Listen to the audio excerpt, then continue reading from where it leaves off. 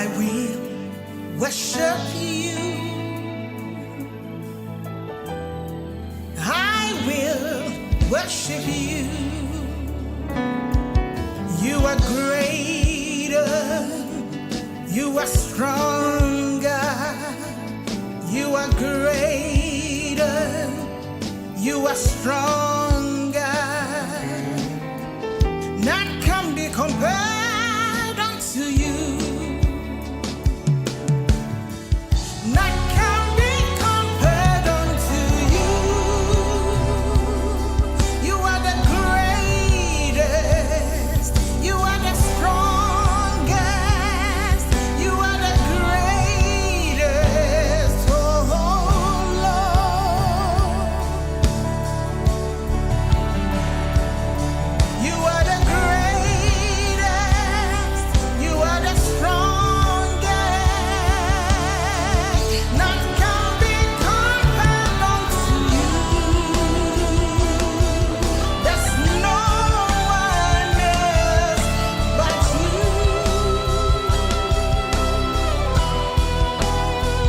Yes, Lord, we glorify your holy name. For you are the mighty one, you are the strong one, you are the great one that can be compared unto you, Lord. Thank you, Jesus. Thank you, Father. You are greater than the greatest. You are stronger than the strongest. You are the greatest. You are the strongest. Oh,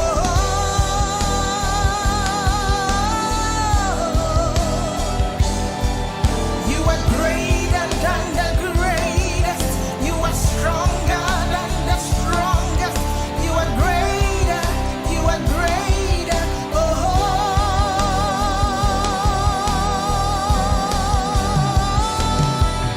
you are greater than the greatest. You are stronger than the strongest. You are greater. You are greater. Oh,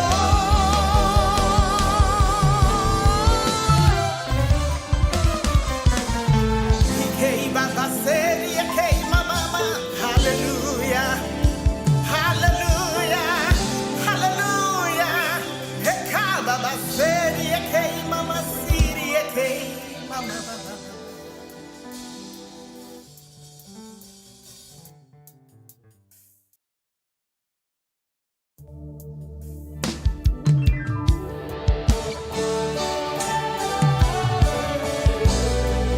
Oh, none can be compared unto you, Jesus. For you are the greatest of all.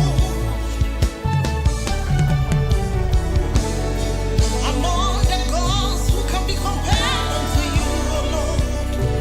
You are the ancient of days.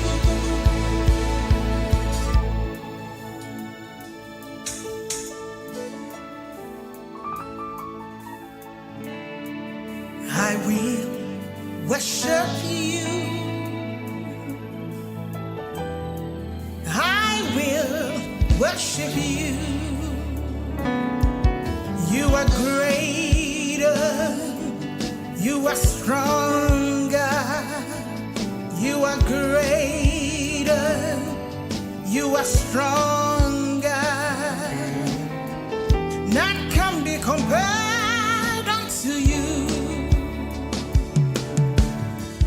None can be compared unto you.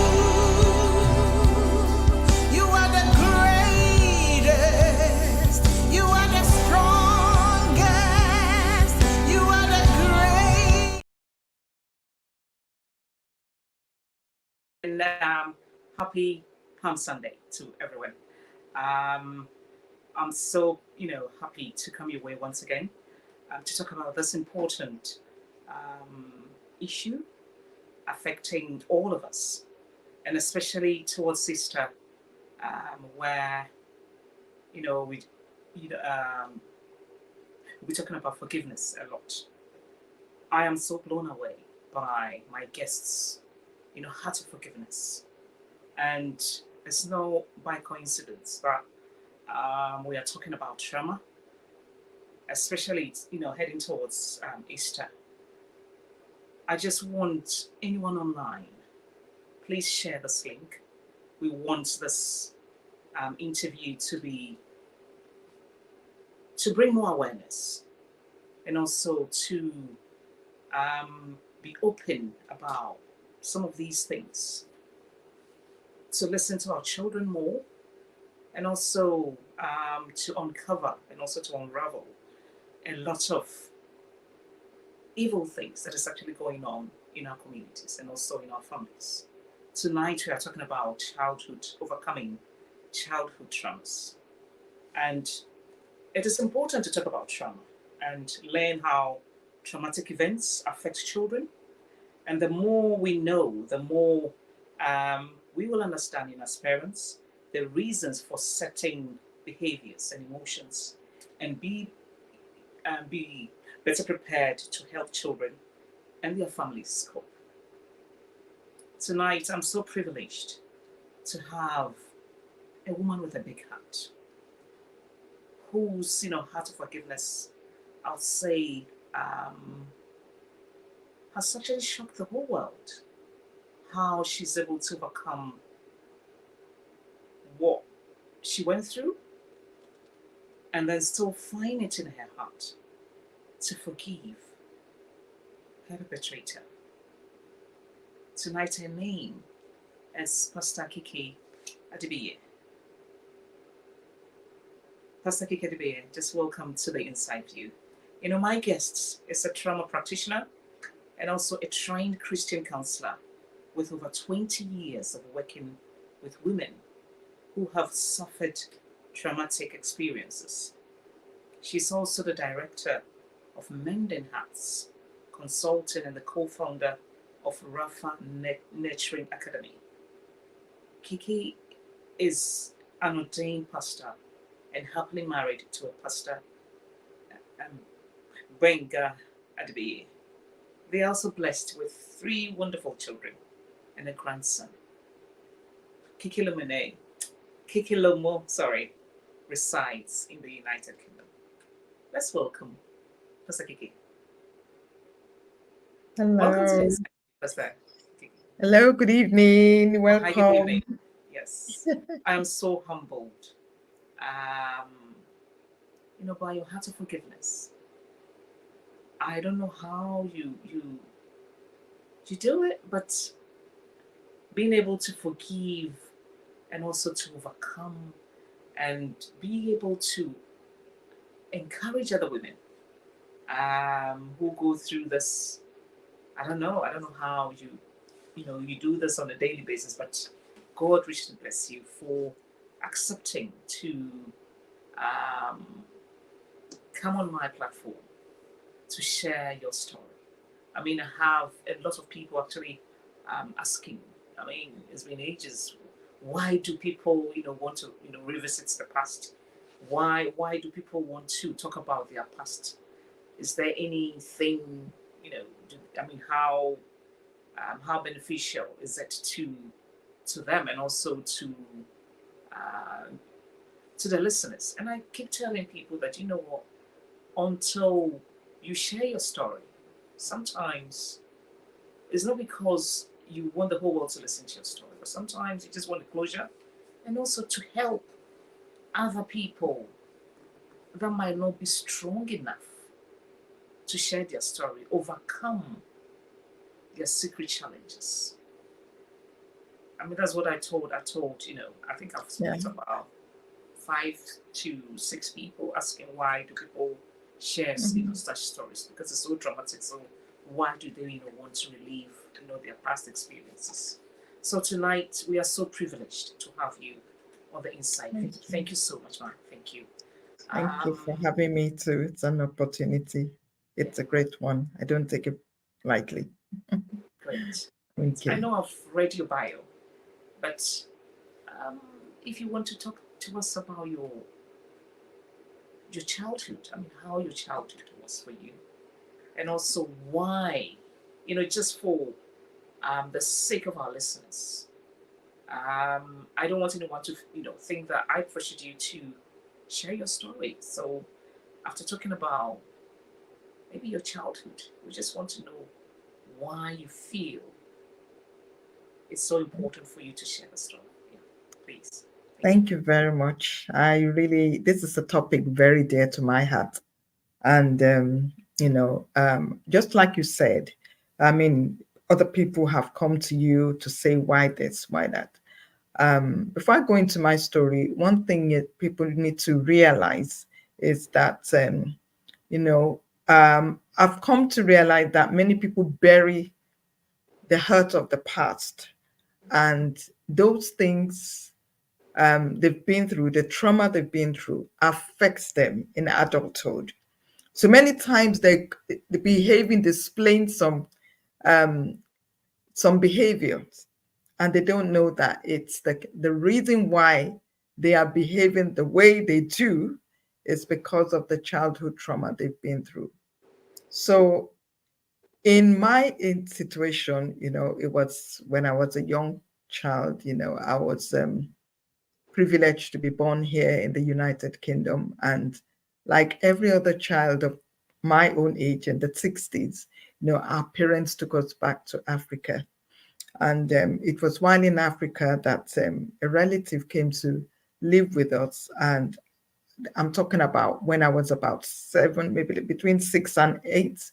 And this person was in his 20s, you know, and taking that opportunity into his hands, that my dad was, the one living with us, myself and my younger sister, with my grandmother, and decided to use that opportunity to sexually molest me.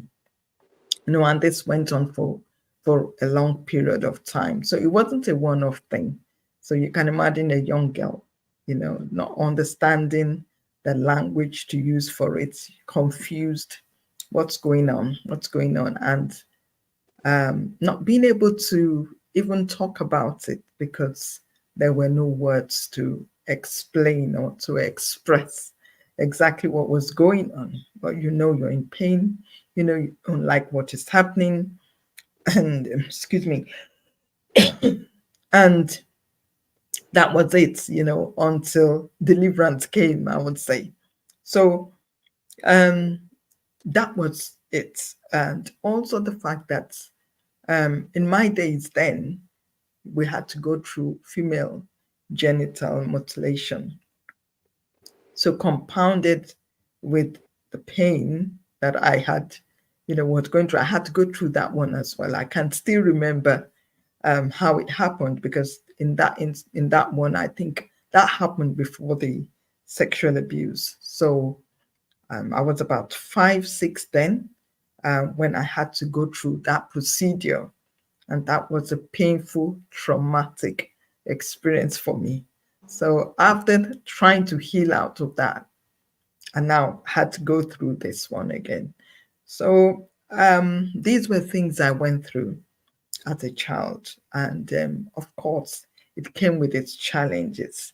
It came, with, confusion, not doing well in school, low confidence, not understanding who to talk to. I couldn't even talk to anybody about it at the time, because English was my first language and the only language I really knew. My grandmother wasn't educated.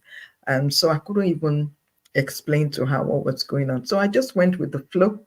So it was just something that carried on and carried on until I would say God decided to give me, deliverance and say, look, enough is enough, And for my dad, I can't blame him, because he would have gone out to work in the morning and come back late in the evening, so there was no way of me saying this is what has happened. And then of course, the perpetrators, what they do is they threaten you.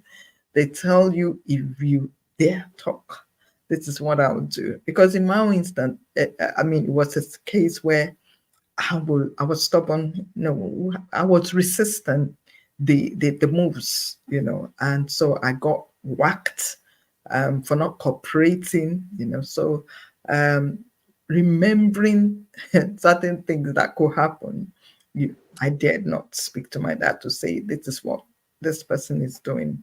So it was a matter of having to condone, you know, what I was going through, what I was, the molestation. So that was how my childhood was.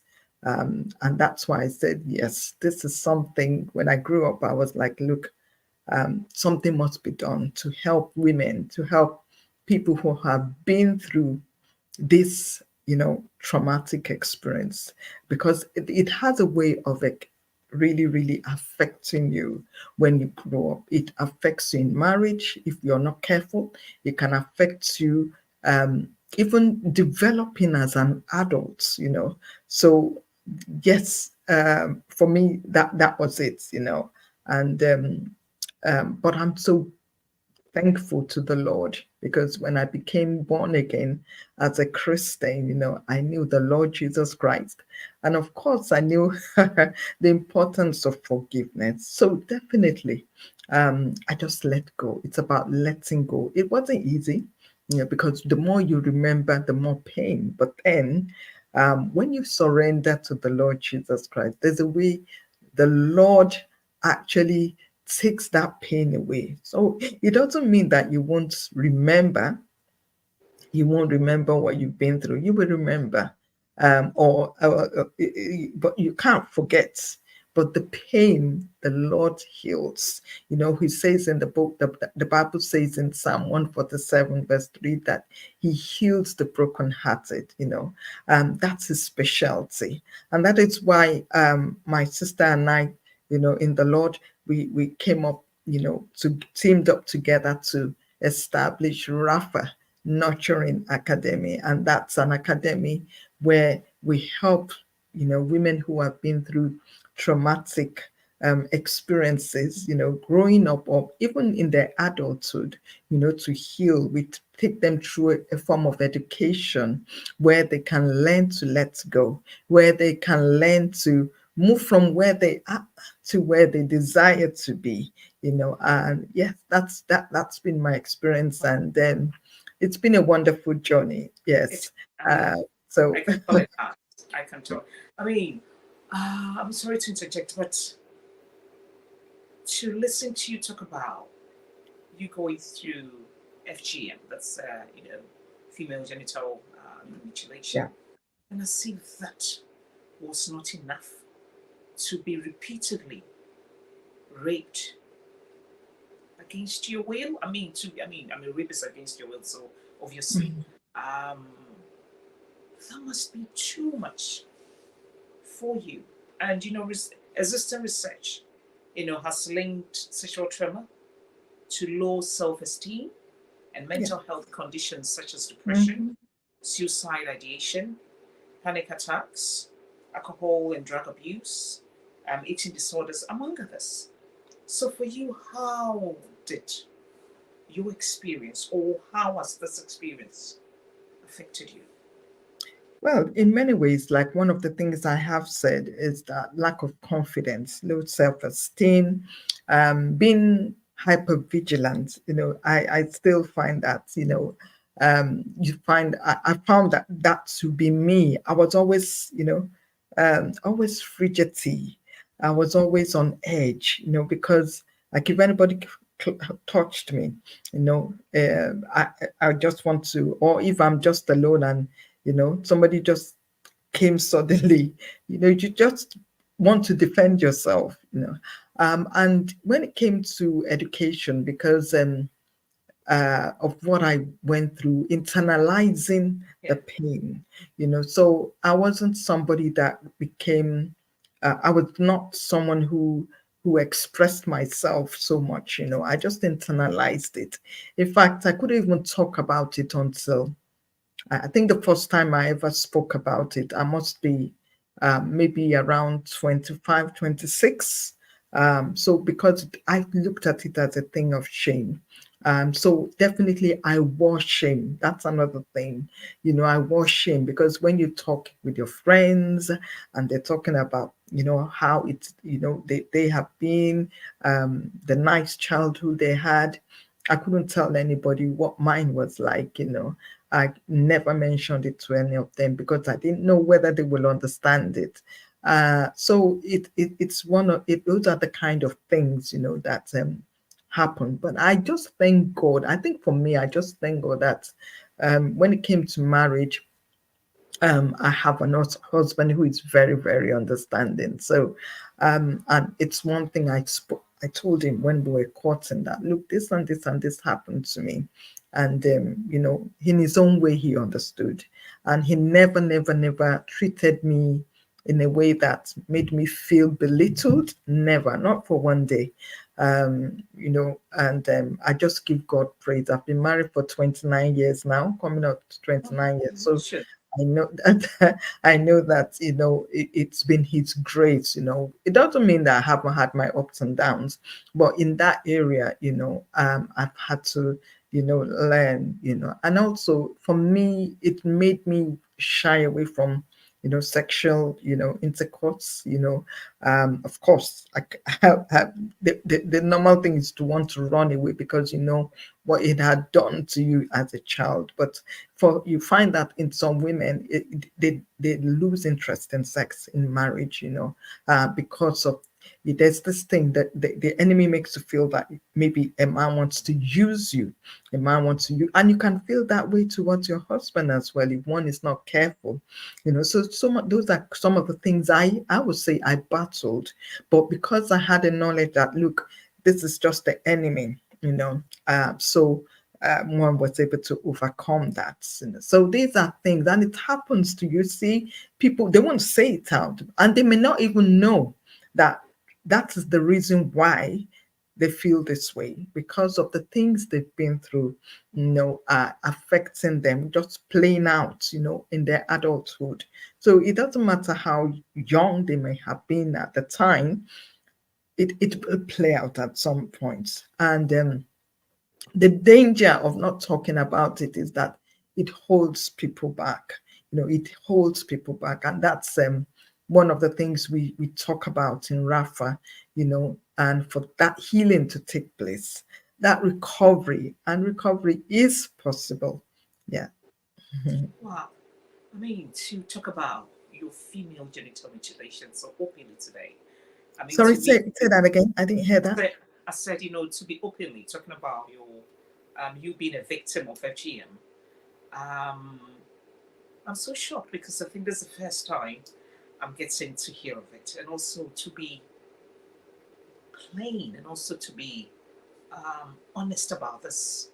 I just say thank you because we have a lot of women who have actually gone through that, living through the aftermath, and it's so brave of you to talk about this openly, just to Yeah. encourage other women that you know what you've been through it.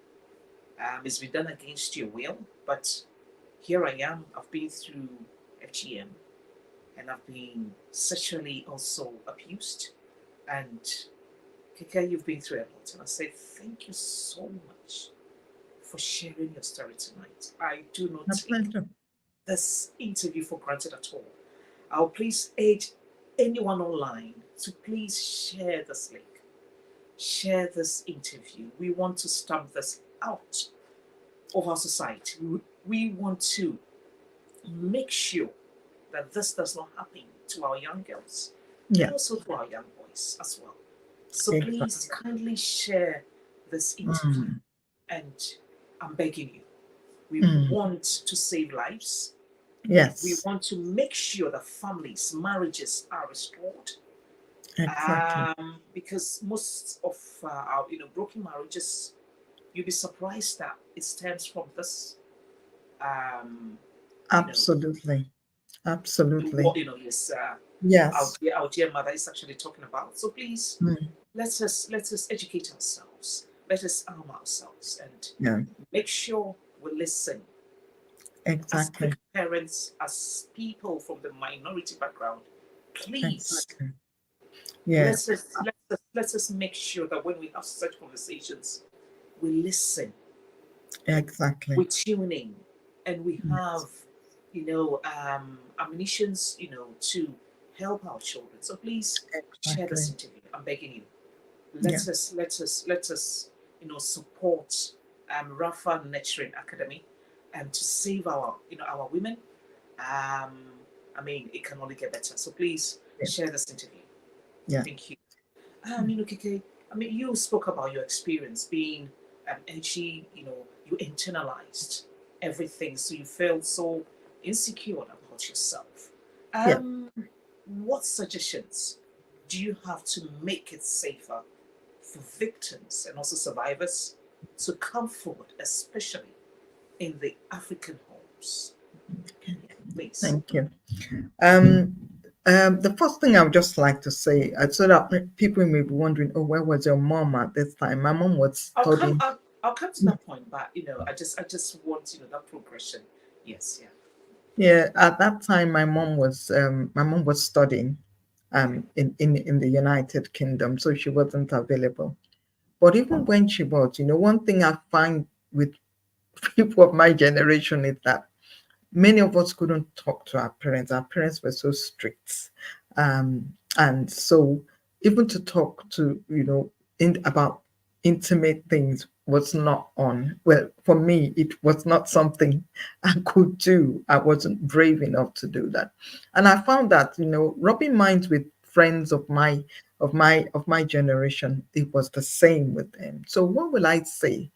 um Parents should listen to their children, and for those children who are, because some children have actually come to their parents to say, this is what has happened to me. Oh, uncle did this, or this person did this. Now, for example, a friend of mine, it happened to her when she was 5 as well, and she went to her mom and she said, Mom, this is what has happened, and she got beaten by her mom Oh, for putting herself in that situation. That's what the mom said. The mom said, you put yourself in your situation. Why did you go to so and so's house?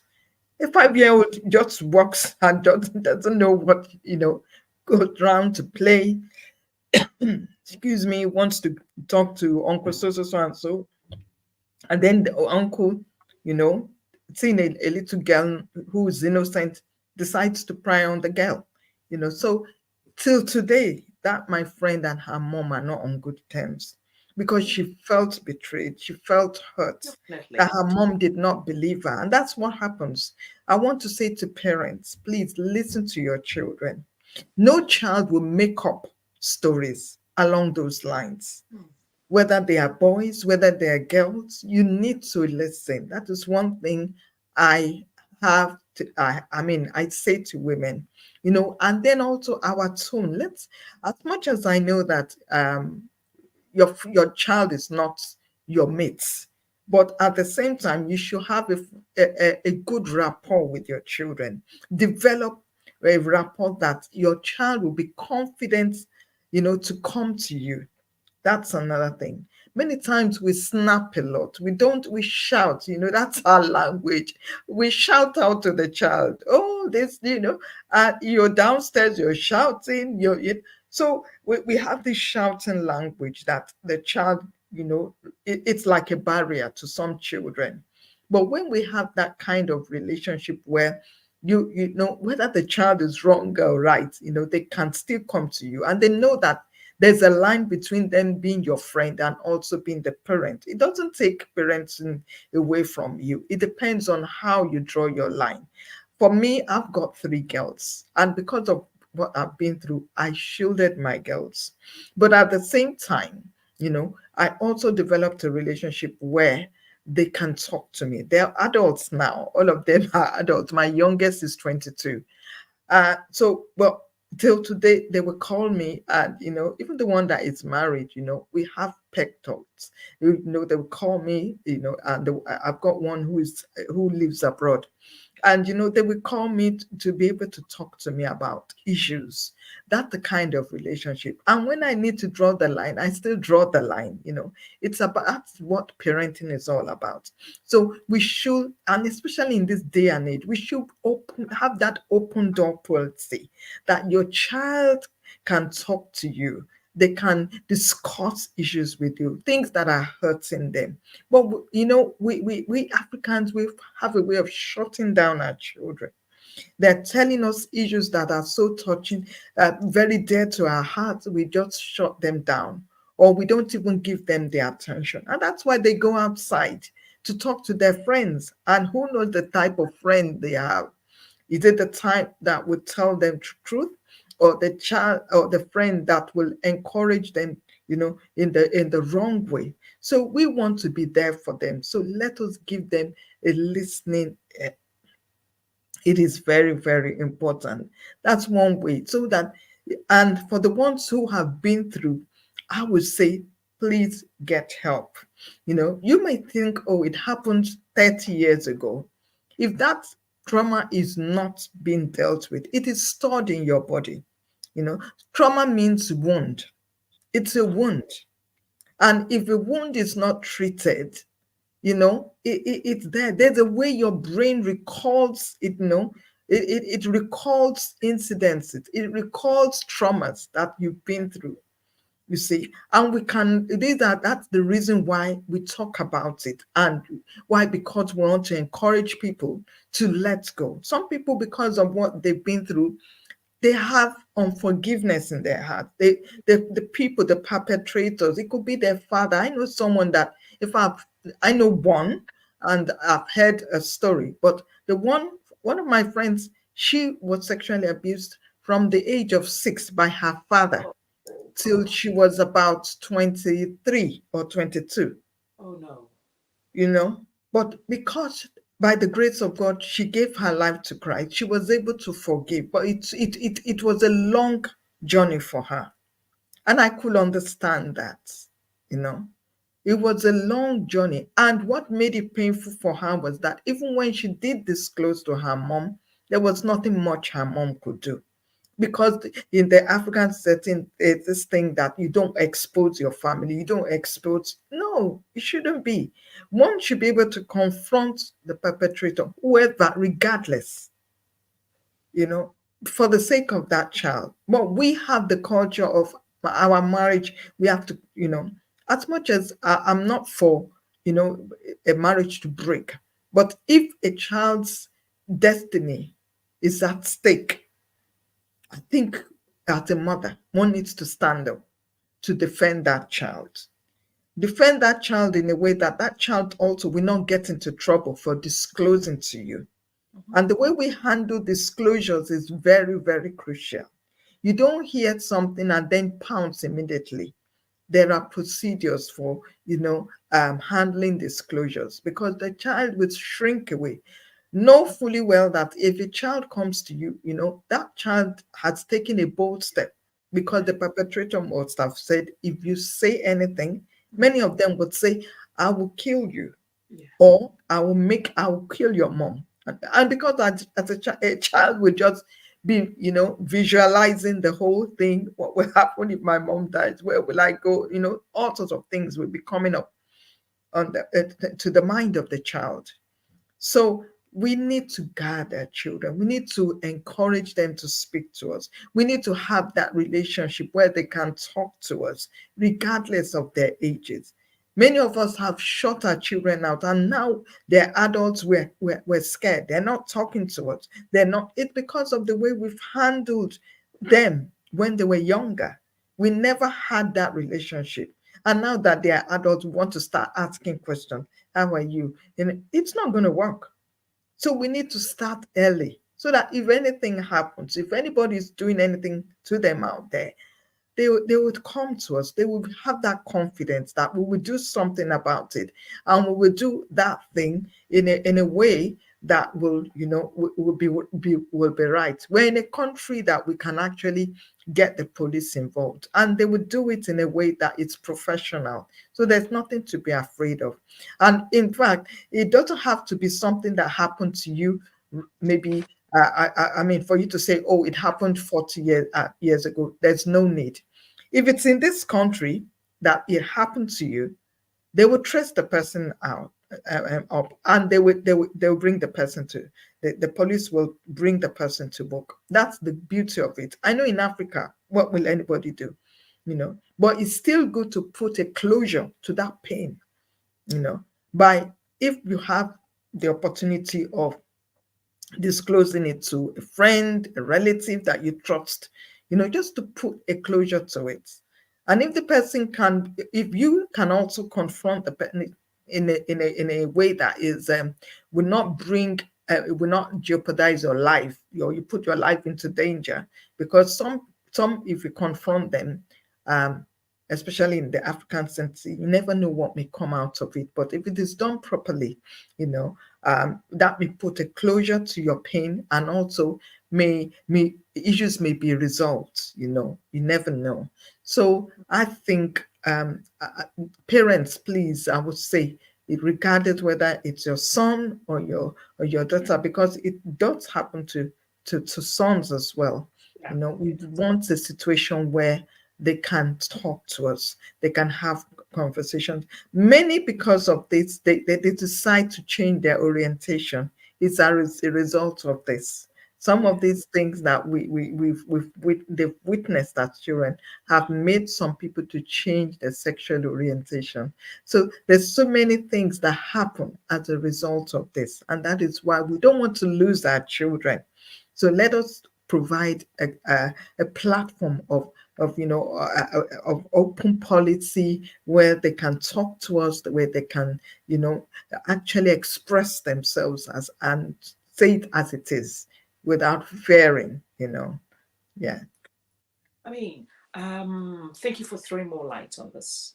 In your case, you said your mom was studying abroad, so you just lived with your father and also other family members. Um, in a culture where we tend to blame victims, more than the perpetrators, based on appearance or wanting to, sometimes we just blame our children for wanting to break our marriages. So it's a conversation that a lot of children do not even want to start with their parents. I mean, just like you rightly said earlier on. In your case, your mom was not around. Um, did you find anybody that you actually confided this whole experience? Like this whole experience that you went through. Was there anybody that you could confide in? But you know what? I've been sexually abused. I've been molested. I mean, I just want you to talk to us whether No, maybe at that there at that was whether you found somebody that you could actually confide in, whether maybe your siblings, maybe your father, or even maybe your friends. I mean, anybody. Yeah. at that time, it's not something that you could hear outside. Mm-hmm. So the number one, you were in fear. Mm. You were in fear of the unknown. You are also in fear of, what if nobody believes me? Mm. It's not like now that it's a good thing that at least in some communities, in some countries in Africa, there are now women, human rights, children advocates are there. There's human rights. There's also organizations that have been set up by governments. I know in Nigeria they now have, some sections of the law that if anybody is caught, any perpetrator, they'll face imprisonment. But in our days, there was nothing like that. Yeah. In fact, if you won't even come out. If you come out, they would say you caused it. Well, the question is the victim, just like you said. The individual will be the one to blame. So you find that people don't talk about it. And then also the shame and the stigma around it. They see it as a thing of shame. Whereas it should be the opposite. It's the perpetrator that should own the shame. You don't, it's not, the shame is not yours. You didn't cause it. So there's nothing to be ashamed about. But then there's this thing that will come, the shame of, oh, people saying, oh, so you're not even a virgin after all, you know, and that becomes that becomes something that that person carries and wears.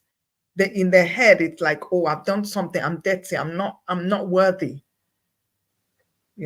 whereas that's not the case. So that's another thing we also deal with in RAPHA, the issue of shame. How do you take that away? How do you know that this is not my shame?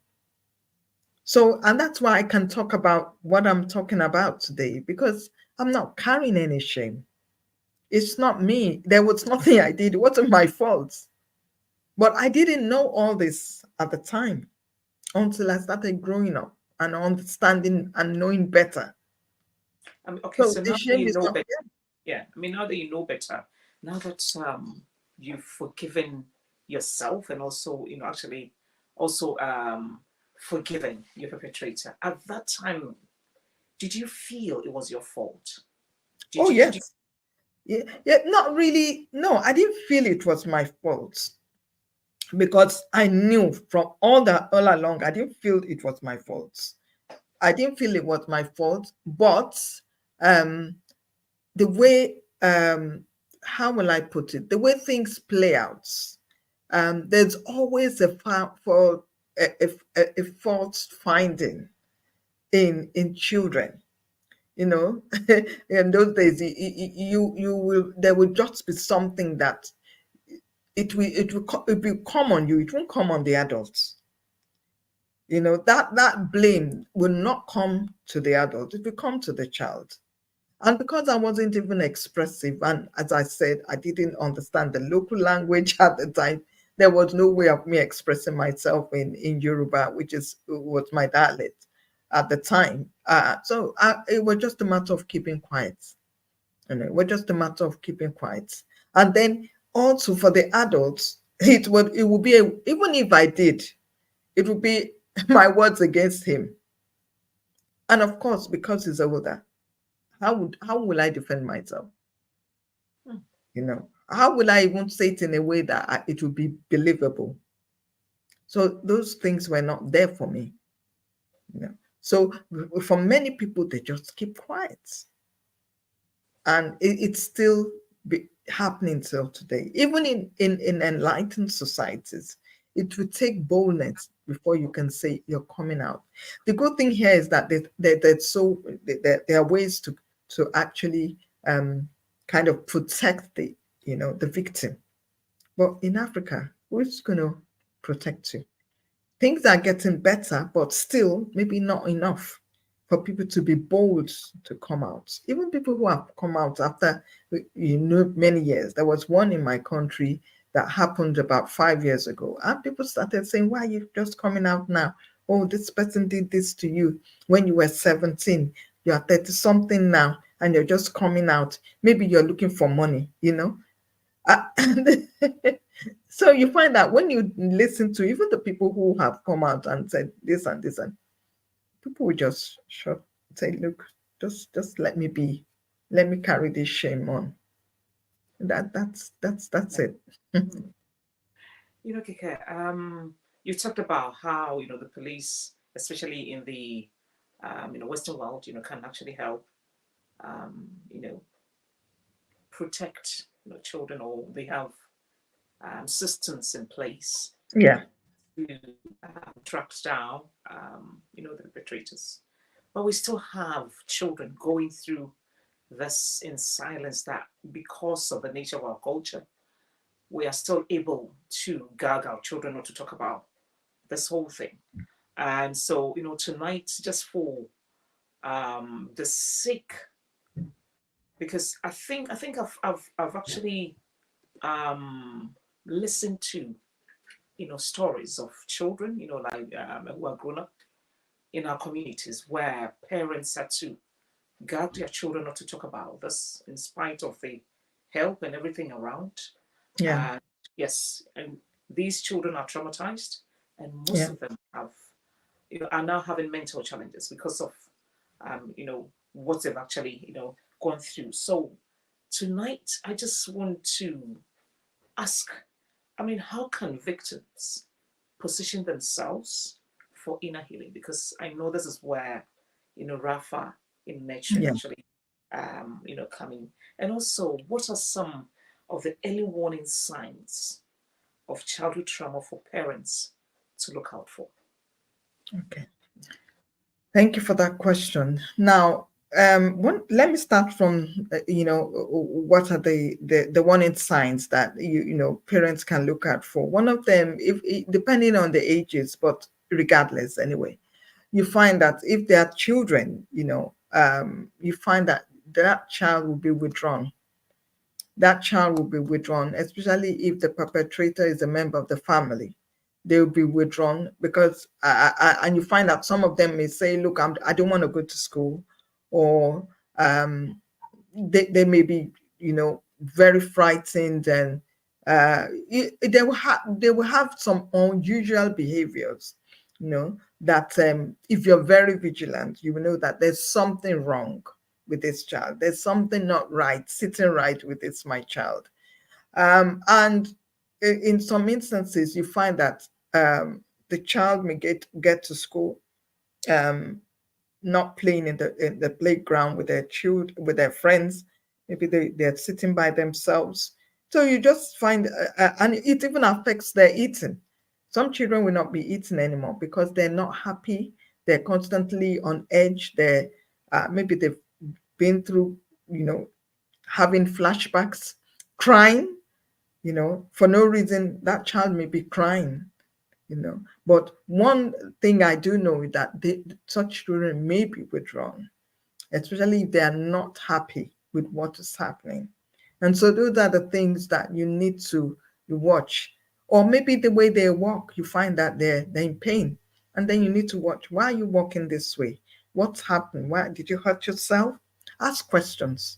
Those are things that you can look out for, in children. It may be a bit difficult if they're teenagers, but then that issue of being withdrawn, some of them may not even be going to classes. They feel ashamed, or they may not talk to people about it. They may be snappy. And so with each age, there might be different, signs that, or characteristics that they display. So it may be a tricky one. Now, how do people who have been through position themselves for inner healing? Number one, you must admit, you have to come to that point of knowing that you need help.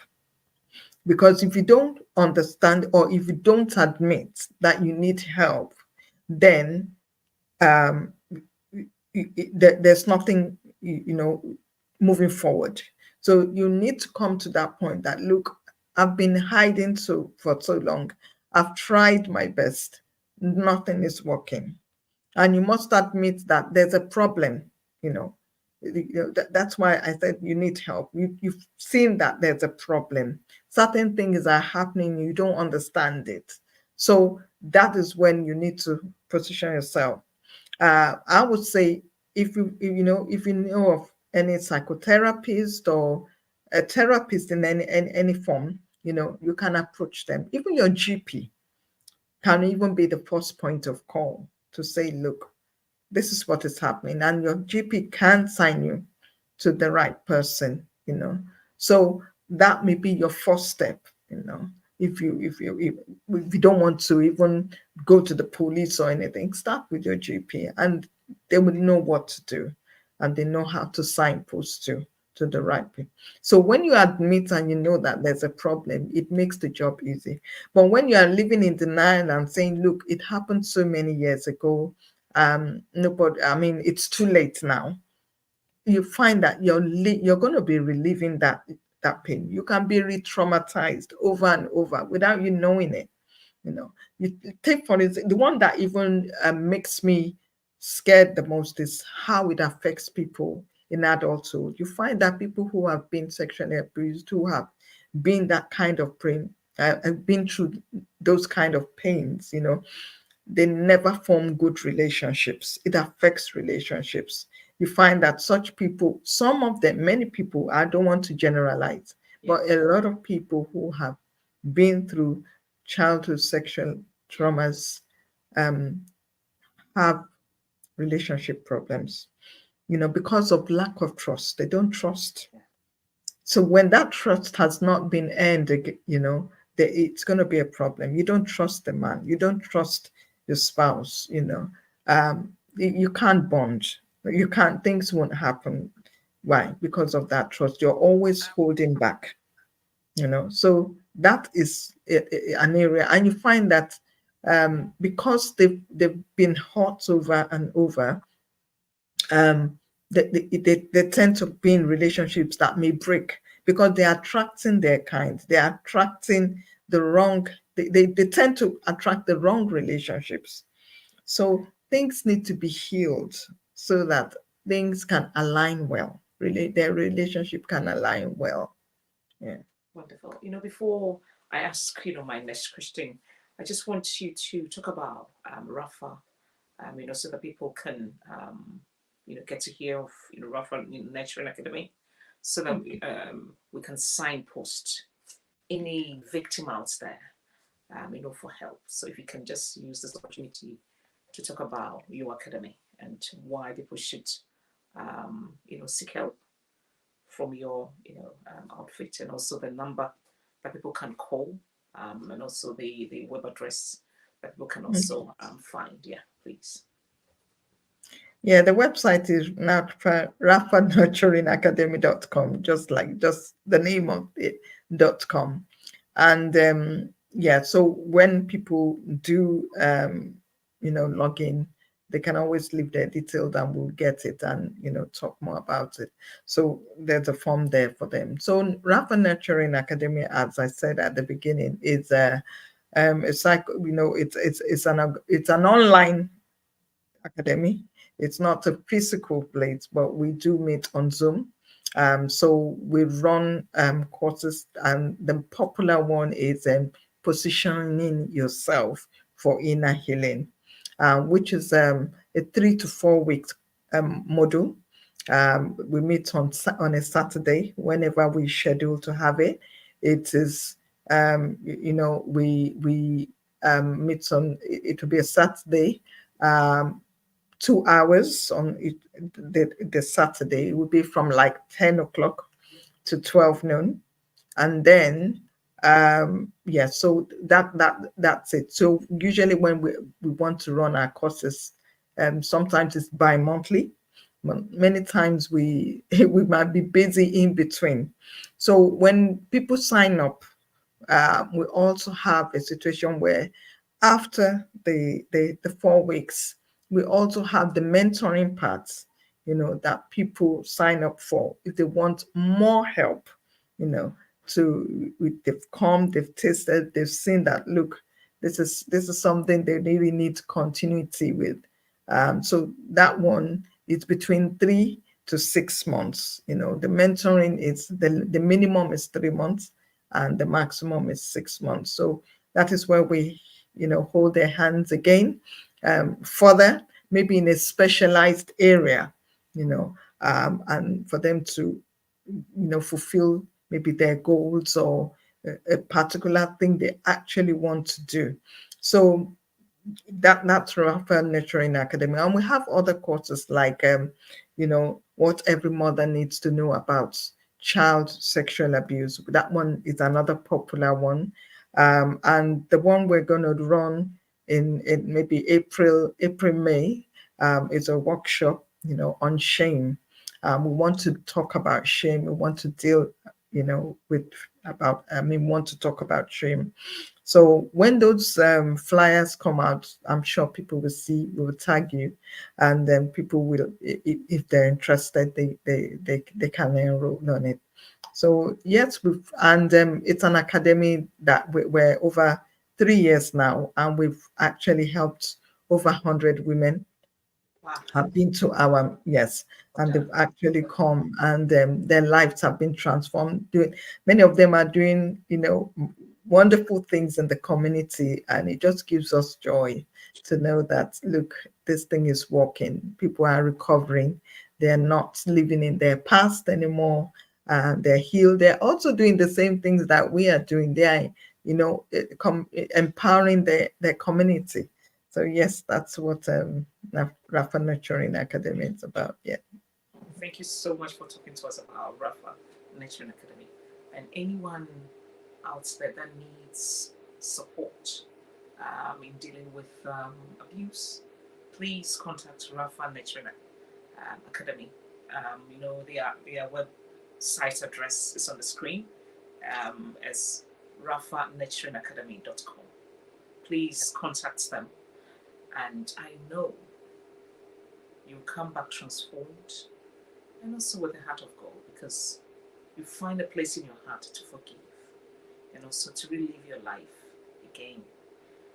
There will be no need to be ashamed of your past, putting unnecessary burden on yourself. Yeah. I'm so proud of you, Kike. I am Thank you. super proud of you. I mean, what does it mean to move forward? Because here you're talking about forgiveness, and you're just exuding confidence and also forgiveness throughout your conversation. There's no bitterness, there's no anger in you, and this can only be the power of the Holy Spirit. Yeah. But then to the woman out there, or to the young man out there that has been abused and still struggling to come to terms with what has actually happened to them, what does it mean to move forward and even find it in their heart to forgive the abuser in order to move on? Okay. Um, I'm so happy that you asked that question, because it's the crux of the matter. You see, forgiveness is letting go of resentment. It's letting go of bitterness. But it's not something that happens in a day. I mentioned earlier that, forgiveness does not mean you won't remember. But the thing is, there's no more pain. That's what makes the difference. And you can actually talk about it with smiles, like I'm talking about mine. Oh, I I know talked how about you're it. doing it, but I'm just looking at you and I'm like, oof. Yeah. So that's forgiveness. You see the person, and also you can smile. So that is when you say you have truly forgiven. There are, one thing I say to people, so many people say, I've forgiven. But you see that person, you're still angry. So that's cognitive forgiveness. That's the forgiveness that is just in the head. It's not in the heart. So that's the difference. The one that you can talk about it and you can smile, there's no pain, there's nothing. It's actually the one you've forgiven from the heart. And that's the one even God wants you to do. The Bible talks about we forgiven from the heart. We have to get to that point. But it's a process. So that is how you can then move forward. You might be having little wins here and there. But if you want to have total win, total deliverance, you have to forgive people from your heart. You have to let go and say, you mightn't stand in the point of saying, but this person did this to me 20 years ago. That means you've not let go. And one thing I need you to know is that when you forgive, you're forgiving for yourself, not for the person.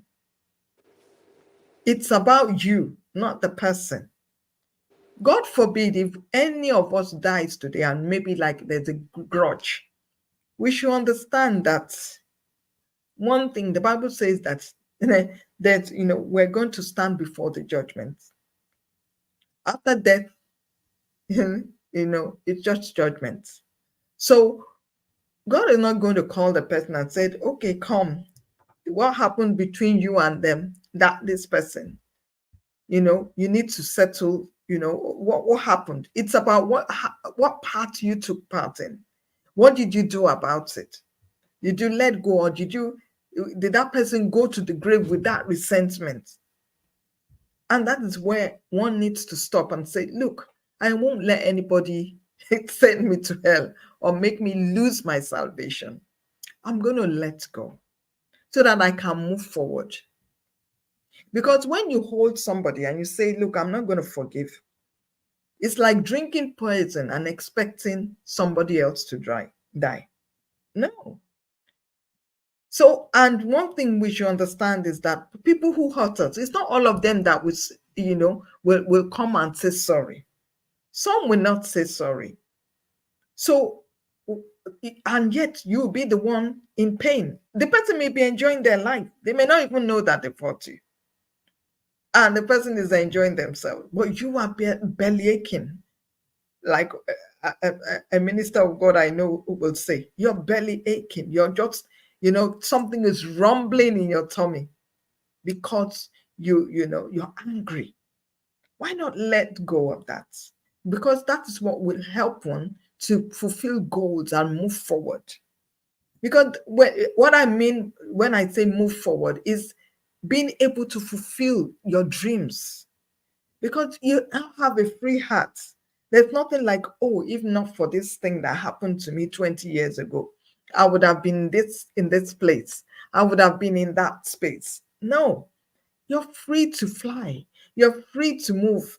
There's nothing hindering you. You're not thinking of anybody. You're not thinking of anybody hurting you. You've let go. And also, you make it a practice to always let go, not allowing anything to stay too long. If anybody offends you and you have the opportunity, find a way to even make friends again, or maybe have that conversation with them. But if there are people that they're stubborn, they keep doing it over and over, find ways of making sure that they don't hurt you anymore, especially if an adult. We should find ways of, moving away from that environment. But it's very, very important to always learn to let go. Yes, people hurt us. I've been hurt many times. But one thing I learned to do when people hurt me, I take it to God in prayer. And then I also, if I'm able to talk to the person, I then, look for an audience, with them. And we settle things. Don't allow things to settle for long in you. Even your husband, wife, don't say, oh, we'll go to bed angry with each other, and after 2 weeks, 1 month, then we're making up. No, it's not healthy. Those are kind of things that affect our mental health, and we don't want that. We've got enough in the society already, and the NHS is paying for this. So let's reduce, those kind of aggravations, and just allow forgiveness. Allow forgiveness. You see, it helps. And one thing that unforgiveness does is it causes mental health issues. You see, I find that some people have diabetes, they have even some cancers. I've read some medical journals to that effect. But the moment you forgive, you find that it improves your health, it improves your mental well-being. So it's very much connected. Wow. Yeah. Okay, you were just so sweet, full of forgiveness. And I mean, this can only be God giving you this grace to show this kind of forgiveness and not being able to dwell on, you know, on your past and just, I'm speechless, honestly. I am speechless. But I think I'll just have to maybe ask one more question before we end this conversation. And anybody listening to us, if you want to know what forgiveness feels like, Kike is just a living example of Oh, what I thank God. It's only Him that I could am have blown opened it. away by your, you're just Because I smiling. have nothing to gain. I won't have anything to I gain by holding up to now to say that I'm going to be 60 next year. Believe it or not. You don't say. You don't say. I'm going to be 60 next year. So if I'm still holding on to what happened to me when I was 6, 7, I won't go far. I won't be here. Anyway, 6, 7 So, is oh, thank pure you. wickedness. As young as 5, being raped, being abused is pure wickedness. And we need to, listen. As African parents, we need to listen, make time for our children. We Yes, shouldn't. that's important. It, it's so important. Make time for our children. Listen to them. Spend quality time with them. I know we need to work very hard to be able to make ends meet, to pay bills here and there.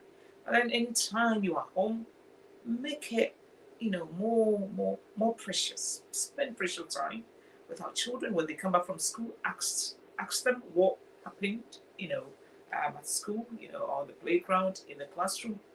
Talk to them. Talk to them. Even after church, because we are now actually, getting to know that most of the abuse is also coming from the church. So, I Yeah. mean, abuse can be from anywhere. Anyway, But yeah, I mean, from anywhere.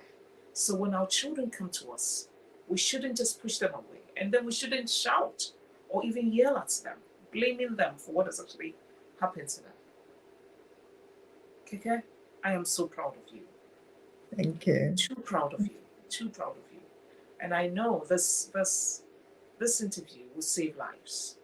This interview. I mean now you are a trained coach, a licensed coach, listening to different stories all the time. And I'm just wondering how, as a coach, how you do not get affected by the experiences you hear on a daily basis. Because listening to other women, Yeah. gives you a lot of flashbacks. You're thinking, oh, so how do you deal with each story, not letting it affect you or letting it affect your mental health as a coach? Yeah. Thank you very much for that question. Yeah. What you just described is what we call secondary trauma, where well, if you're a practitioner and you're listening to stories day in and day out, that can affect you. It's also known as vicarious trauma. But one thing as a practitioner, I practice, and which others should be doing, especially if you find yourself in a field where you listen to trauma stories, is you need to also be self-care aware. It's about, not maybe spacing out your appointments and processing maybe one, and go for a walk, listen to tapes, do something that will not make you be too absorbed in the stories of others. I'm not saying that you shouldn't empathize, but sometimes we need to isolate ourselves a bit Mm-hmm. from their stories and get to know that it's not your story, Okay. it's their story. But at the same time, you're empathizing Mm-hmm. with them, but you shouldn't take it so much to heart that it affects you, because there are situations where you can hear somebody else's trauma or pain, and you start feeling the pain in yourself Yeah. at that very spot. Someone needs to be careful. You need to have your own coach as well, people you can also talk to, so that you don't carry too much to yourself. So for me, I practice self-care, mindfulness, being in the present, to know that, look, this is just someone's story. It's not actually something happening to me, and it happened to them. Yes, I empathize with them, and I always, wanting to help and be in that space to help them. But I also need to practice self-care. So that's what I do. I just practice self-care and make sure that I'm not listening to too many traumatic stories, in the space of maybe like 1 hour, having two or three, clients at the same time. So spacing them out gives you time to process information, and also to take your own, to have your own space. Yeah. Wow. Wow. So, um, you space out um, your your um, the stories that you get to hear from your clients, or from your victims that you actually trying to support. Now the question is, how can a caregiver, like yourself, recognize, validate, and also support? I know you've been doing this, like for the past 3 years, but for, let's say, a beginner, who's a coach wanting to support, other victims, how can they recognize, validate, and also support, traumatic experiences and help them to heal? Yeah. Okay. So what you're saying is how can they validate them Yeah. Yeah. and support them? Yeah. Yeah. If for someone starting new, and the first way to do it is just by listening to their stories. You see, not being judgmental. That's important. Listening is the first key. It is the key there, where you're listening to them. You're not interjecting when they're talking. You're listening to them. You're assuring them that you're there for them. That's the number one sign, on how you can support them. Listen to them. Even if you don't know what to do, you can signpost them. So when they see that, support, you're validating their story. You're not condemning them. Even if in your mind you feel that what they're saying is wrong, you have to, nod, validate their story. Believe that. In fact, believe that what they're saying, it's from their point of view and it's the truth, because it's important that we validate their stories, and then go out to help them. So listening is the key, in this particular, in this industry, in this profession. You need to learn to listen, not learning to wanting to be judgmental, wanting to give your own opinion or views, to their stories. The story is theirs. It's happened to them. And so it's key that you listen. It's key that you assure them. Nod when you need to nudge. Give cues to show that you're there. Okay. Those are areas, how they know that yes, you're there. You're supporting them. So you may not have all the answers. You don't have to have all the answers. But when they say that yes, you're there, you listen. Number one, sometimes they don't even want somebody to tell them, something. They just need a listener. Okay. So listening skill, you must be top notch. Yeah. Great. So for the past 3 years of becoming a trauma, or a trauma practiced, um, a trauma practitioner, um, what would you say is the highlight of the past 3 years that you think, oh, me being a coach or deciding to support other women has been worth my time, has been worth sharing my experience, or my experience, because now you have with Oba, so obviously. So the past 3 years, what will you say is, or the past 3 years has been something out of, I'm just trying to, process this whole thing, because one, I am shocked by your boldness, by your forgiveness, and also still willing to support other women. So I just want to know, the 3 years that you've been supporting women, which story has actually stood out for you that you can say it has been the highlight of the past 3 years that you've been supporting other women, that you think it was worth deciding to become a trauma coach practitioner? Yeah, I think for me, what has been the main, I think for me, is the fact that many women have not, they don't say anything. And the fact that the women have come across, have been silent, and they're going through that pain.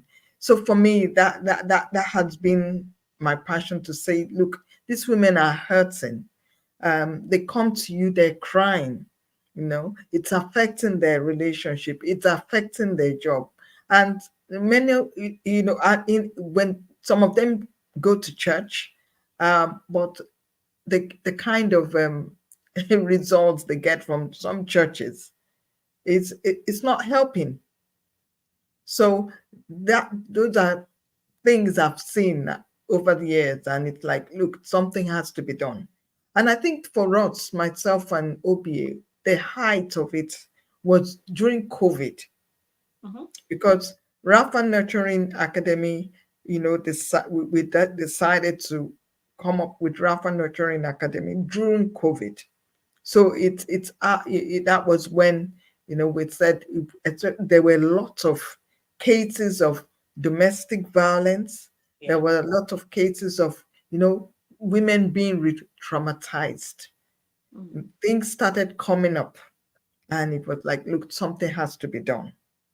So it was out of that there were increasing numbers of women reaching out to be helped. Wow. So that was it. Great. I'll say that today I decided to talk about the church because I've realized that most people do not get support at all from the church. So the church is not even the starting point for women to uh, Mm. seek help. So I think that would be a conversation for another day. But tonight, I just want to say thank you. So if you Thank can you just for having say me your too. final words to your family, to your friends, to your loved ones, anything they want to tell us before you go. Yeah. Thank you for this opportunity once again. It's been a wonderful time for me Yeah. here. I think my final words would be, look, do not hold um, people in your hearts. Learn to let go and let God. And then secondly, learn to forgive yourself. It doesn't matter what you've been through. It doesn't matter the mistakes you think you've made. Forgive yourself. Because it's so easy, we say, oh, I forgive others, I can forgive others. And some do forgive others, but they never forgive themselves. Don't beat yourself up. Mm. Relax and forgive yourself. It might be the key in your own situation, and that is to release yourself. People have said, oh, I will never forgive myself. Why did I allow that man in my life? Why did I allow that woman in my life? Maybe if I had not done so, this and that would not have happened. Release yourself from that bondage and let God take your burden. He's the burden bearer. There's nothing he cannot do. You can be free. You can recover. There is room for recovery. And that's what RAPHA Nurturing Academy is all about. Thank you. Thank you so much. Thank you so much, Kike. Thank you for bringing healing, to us tonight. Being a victim of female genital mutilation and also being sexually molested as a young girl, 6 years. That is too wicked. On I mean, um I'll just have to say thank you for your boldness. Thank you for sharing the story to Thank you for empower having me. and also to embolden other women, other young girls, other young men, to know that they are not alone. Hmm. But there's something called forgiveness. Yeah. There's something called forgiveness. You've shown us what forgiveness is all about tonight. Throughout your conversation, there's no bitterness in your heart. Yeah. There's no resentment in your heart. And I just want to say thank you for Hmm. releasing yourself, to the world. Thank you for showing us what it is not to have unforgiveness in our hearts. Thank you for educating us. And also to African parents, please, I've been saying this from the beginning of our conversation that we should be vigilant. We should also provide a safe space for our children to express themselves, where they can tell us anything and everything that bothers them, from the tiniest to the to the bigger things that really affects them. Let us be there for them. Let us support them, please, because the stories that we are getting to hear are becoming too much. And also, we should not protect our perpetrators. We should just just make sure the law takes its full course when such things actually happen. And also, we shouldn't blame our children for being abused. We shouldn't blame them, because sometimes it's all the time it's not even their fault. Why should abuse be the fault of your child, or maybe someone? We should learn to listen to our children, and also, instead of just protecting our marriages, just to make sure our families are in the right standing against our children's feelings. I think that is not right. It's something that also we need to think about it, and make sure our children's future will not be tainted, will not be affected, by their childhood trauma. So thank you tonight, for your company. Thank you for being there, throughout this conversation. And I'll please urge you once again to share the story, amazing story of forgiveness to the whole world. Thank you once again, and have a blessed week. And once again, happy Palm Sunday. Bye-bye. Thank you very much. Bye-bye. Bye-bye.